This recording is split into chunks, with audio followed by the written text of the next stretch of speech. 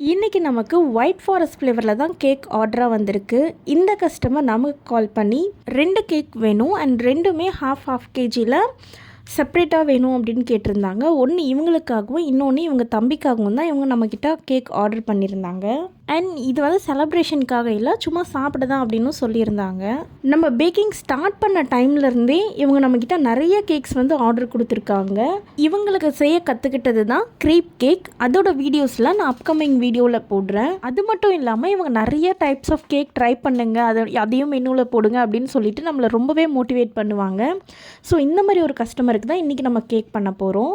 எப்பவும் போல் நம்ம cake batter ready பண்ணிவிட்டு நம்ம மிக்ஸ் பண்ணி வச்சுருக்கிற ஃப்ளாருமே அதில் ஆட் பண்ணி ப்ரீ ஹீட் பண்ணி வச்சுருக்கிற ஓவனில் நம்ம 20 to 25 மினிட்ஸ் பேக் பண்ணி எடுத்தால் கேக் ரெடி ஆகிடுச்சு. அண்ட் இது கூல் டவுன் ஆக விட்டுட்டு கூல் டவுன் ஆனதுக்கப்புறம் இதை லேயர் பண்ணி இதில் க்ரீம் கொடுக்கலாம். ஃபர்ஸ்ட் லேயரில் ஸ்பாஞ்ச், அப்புறம் க்ரீம், அதுக்கு மேலே white chocolate.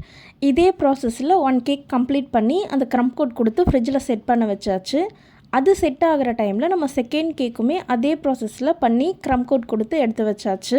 Second cake set ஆகிற டைமில் நம்ம ஃபஸ்ட் கேக்குக்கு மெயின் கோட் கொடுத்து டிசைன் பண்ண ஸ்டார்ட் பண்ணிடலாம். இந்த 2 கேக்குமே டிசைன்ஸ் கொஞ்சம் சிம்பிளாக தான் இருந்துச்சு அப்படின்றதுனால செய்ய ஈஸியாகவே இருந்துச்சு. அண்ட் இந்த கேக்கோட அவுட்புட்ஸ் இப்படி தான் இருந்துச்சு. அண்ட் உங்களுக்கும் இந்த மாதிரி கேக்ஸ் வேணும் அப்படின்னா ஸ்க்ரீனில் தெரியிற நம்பருக்கு வாட்ஸ்அப் பண்ணுங்கள்.